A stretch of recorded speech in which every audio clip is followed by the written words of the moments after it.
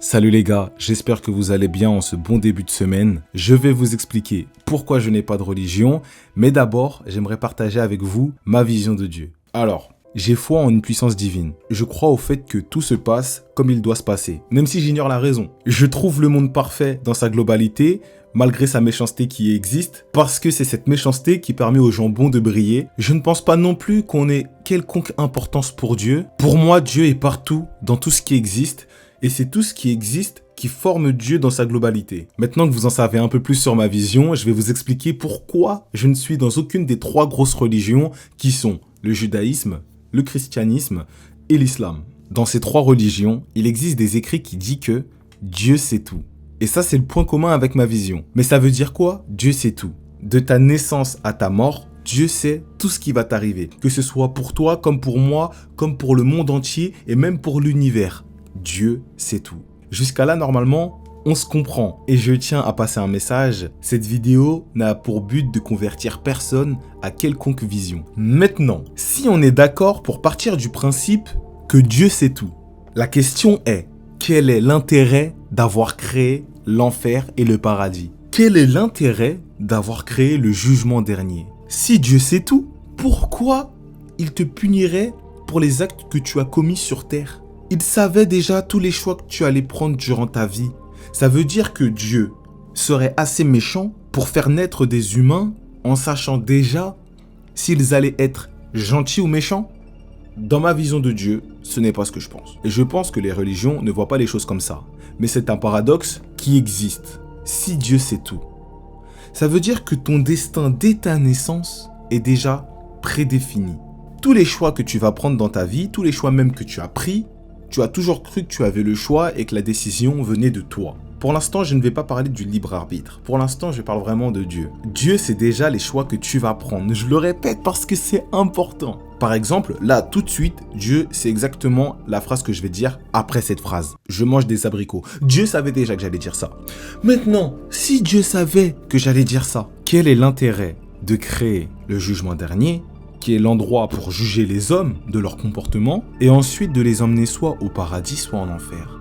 Alors que Dieu, qui a tout créé de A à Z, savait déjà comment tout allait finir. Pourquoi punir les hommes d'un comportement qui eux ont cru qu'ils avaient le choix, mais qu'en réalité, aux yeux de Dieu, ils n'avaient pas le choix? Ils étaient destinés à devenir ce qu'ils devaient devenir. Déjà, rien que pour ce paradoxe, je ne peux pas avoir une religion parce que ça n'a aucun sens. Et pour n'importe quel être humain, le plus important dans sa vie, c'est de donner des sens à ses actes. Et si un jour, je rentre dans une religion et je dois accomplir plein de choses pour mon Dieu, la moindre des choses, c'est que je comprenne. Même si la foi, en soi, ce n'est pas quelque chose de logique. La foi, c'est quelque chose qui vient du cœur. Ça veut dire que tu ne dois pas vraiment prouver des choses. Ça reste que on doit trouver une raison assez forte pour passer à l'action. Maintenant, je vais vous parler du libre arbitre. Dans les religions, ils en parlent. Le libre arbitre, c'est quoi? C'est le fait que Dieu t'ait donné le choix, la possibilité d'être responsable de tes actions. Normalement, ça va pas être complexe, ce que je vais vous dire, mais ça peut paraître complexe. Tu as le libre arbitre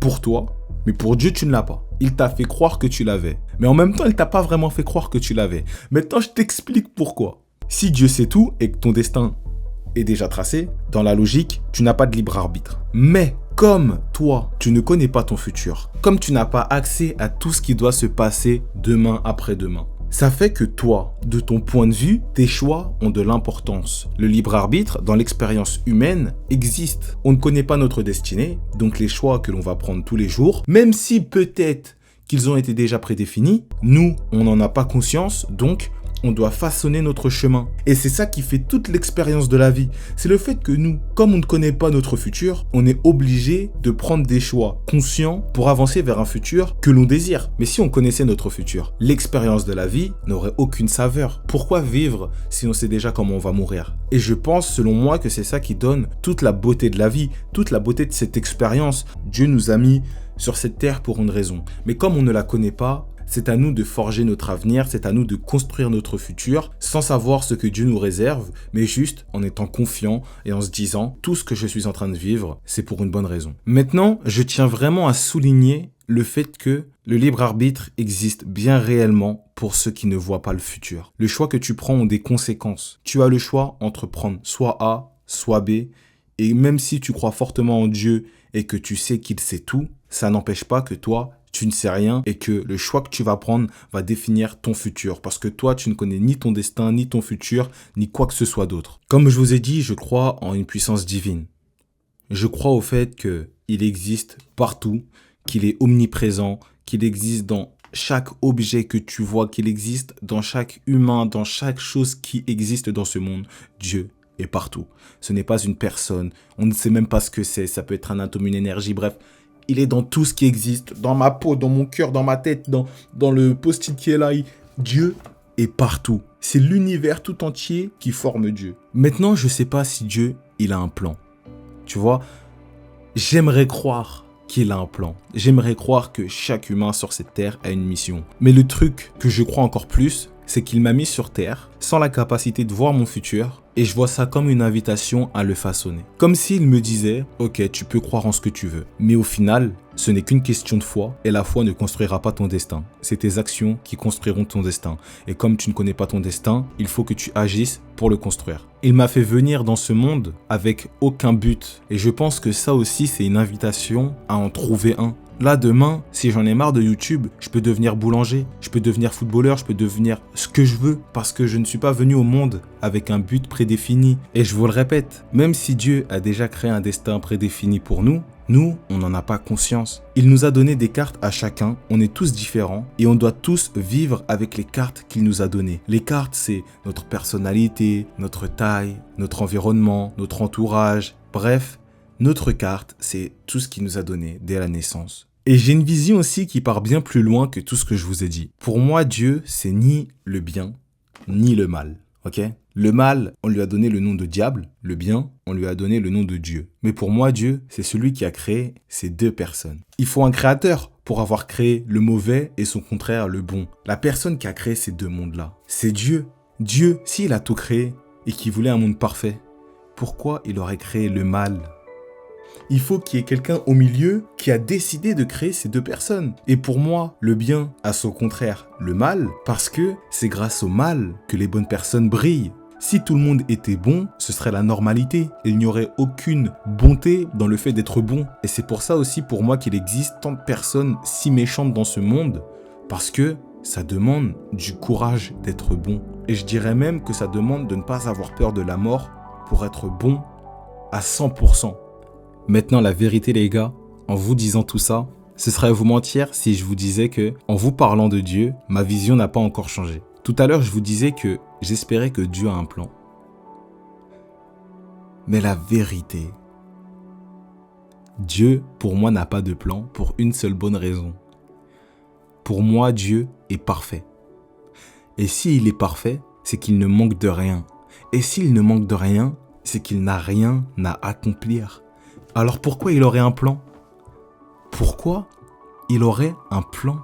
Même s'il n'a aucun plan, même s'il ne désire rien. Si Dieu est dans tout ce qui existe, la seule chose que je dois faire, c'est ce que j'ai dit tout à l'heure. Je dois juste vivre du mieux que possible cette expérience de la vie en essayant d'être meilleur tous les jours le plus possible. Dieu m'a donné la chance de vivre en ne donnant aucun sens à ma vie. Il m'a donné la chance de ne pas connaître mon futur. Pour moi, c'est juste une invitation à vivre la vie comme je l'entends, du mieux que possible, en essayant d'être meilleur et en essayant de construire un avenir qui me rendra heureux. Si je peux résumer cette phrase, c'est juste qu'il m'invite à construire mon paradis sur Terre, tout simplement. Tout à l'heure, je vous ai dit que pour moi, ce monde était rempli beaucoup plus de personnes méchantes que de bonnes personnes. Et c'est normal, parce que dans ce monde, la facilité penche du côté de la méchanceté. C'est beaucoup plus dur d'être courageux, alors que c'est beaucoup plus facile d'être lâche. Et si t'es pas forgé par les expériences de la vie, tu vas tendre à la lâcheté parce que c'est plus simple. Et c'est normal, j'en veux pas aux personnes méchantes. Ils ont eu des cartes dans leur vie, ils se sont battus contre leurs démons avec les cartes qu'ils avaient. Moi, j'ai mes cartes qui ont fait que peut-être que j'ai été courageux à certains moments comparé à eux parce que j'avais ces cartes-là. Mais voilà, le but, c'est pas vraiment de rendre ce monde meilleur. Je pense que le but, c'est de nous rendre meilleurs en grandissant. Et en nous rendant meilleurs, on rendra le monde meilleur. Mais la conséquence de ce monde meilleur est le fait que nous, on ait voulu être meilleurs tous les jours. Tout part de nous pour aller vers les gens. On ne change pas les gens si nous, on ne change pas nous-mêmes. Au final, vas-y, pour finir avec Dieu, qu'il existe ou pas, ça n'a pas vraiment d'importance. Ce qui est important, c'est si tu crois en Dieu, est-ce que ça t'aide à être meilleur ? Si croire en Dieu ne t'aide pas à être meilleur, ne crois pas en Dieu. Trouve autre chose qui te rendra meilleur. Si croire en Dieu te rend meilleur, continue de croire en Dieu. Voilà, c'est juste ça la chose la plus importante.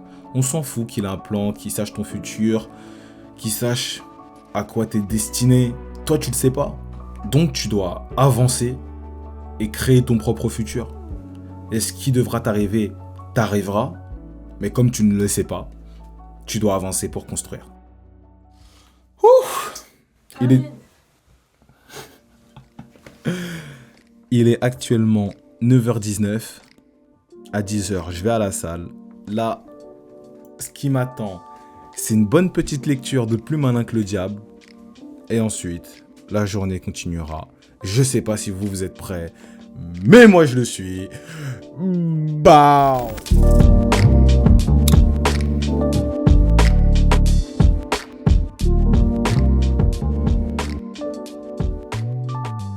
Bon, comme le sujet de la vidéo aujourd'hui c'est la religion et qu'on lit Plus malin que le diable, je vais revenir sur une vidéo où j'ai fait une erreur. La vidéo, je crois qu'elle s'appelle « Un conseil pour les 18-26 ans ». Et dedans, j'utilise la peur pour les pousser à construire leur futur.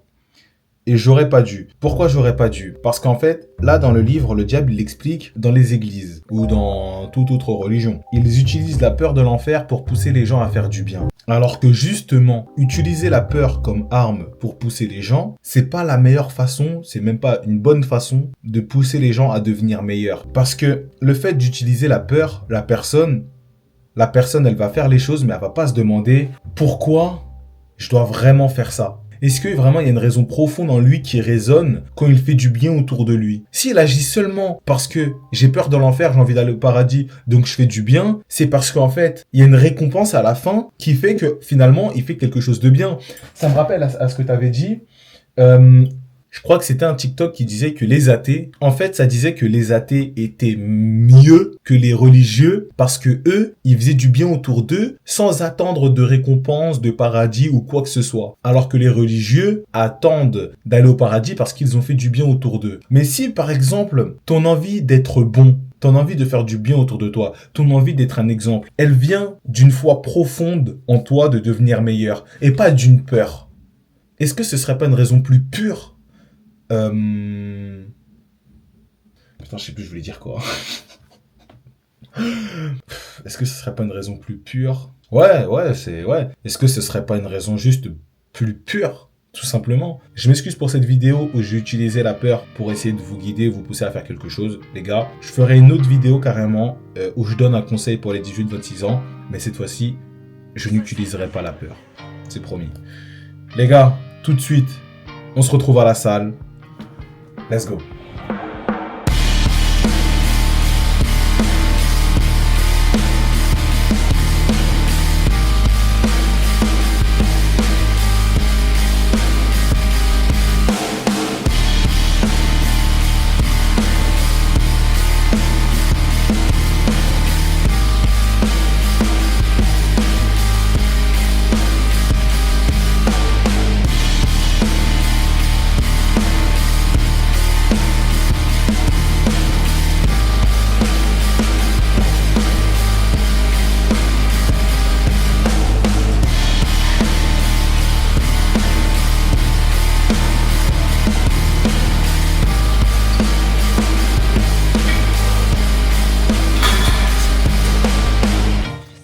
Je suis KO. Non, là, je suis KO. Je viens de rentrer de la salle. Il me reste encore beaucoup de choses à faire. Et je vais pas pouvoir vous le montrer parce que j'ai passé trop de temps à parler de religion. Mais je trouvais que c'était un sujet trop intéressant. Donc, zéro regret d'avoir pris autant de temps pour en parler. Là, ce qui m'attend, c'est la promenade de Rainer. De manger, de faire du deep work. Regardez. Tout ça, c'est des outils que je vais avoir besoin pour préparer vos packaging pour ceux qui vont précommander le vinyle. On va entourer le vinyle de papier craft. Ensuite, on va mettre un peu de cire, tampon, pour sceller le vinyle. Donc là, je dois faire ça. D'ailleurs, ça va un peu ressembler à ça avec... Putain, je sais pas si vous voyez bien. Ça va un peu ressembler à ça avec le seau ici, là. Bref, À la base, en plus, je voulais pas vous montrer parce que je me suis dit, si ça rend moche, j'ai pas envie que certains se disent, bon, finalement, je vais pas acheter. Les gars, on va faire un truc vénère. Et si c'est pas vénère, on le fera pas. J'ai un call avec une personne qui s'est portée volontaire gratuitement de faire mes TikTok avec tous les plans que j'ai filmés, que j'ai mis sur mon ordinateur. Je vais tout lui envoyer. Comme ça, il aura ce qu'il faut en 4K pour faire de beaux TikTok. Et ce que je lui ai proposé en fait, c'est que comme je m'en occupe pas et que je lui file juste les plans, à partir du moment où je vais pouvoir monétiser tous les TikTok, les Insta Reels, les TikTok, les Insta Reels, les TikTok, les Insta Reels, etc. Désolée.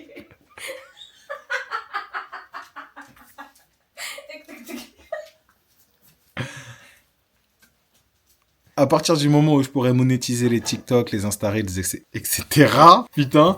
Bref, je lui donnerai tout l'argent que je recevrai parce que moi, ce qui m'importe pour l'instant, c'est juste de travailler mon personal branding. Et après, une fois que mon personal branding il sera bien en place, là, bon, on passera un contrat où je prendrai des pourcentages. Mais pour l'instant, je lui file les plans, il fait des TikTok, il me rend charismatique dans les formats courts et ensuite, je lui donne l'argent et puis après on verra comment ça se passe. Mais voilà, j'ai un call avec cette personne pour les TikTok. Je dois m'occuper des packaging pour les vinyles. Et ensuite, j'ai un call avec William pour mettre PPFW sur les plateformes pour décembre. Donc voilà les gars, il y a beaucoup de choses qui m'attendent.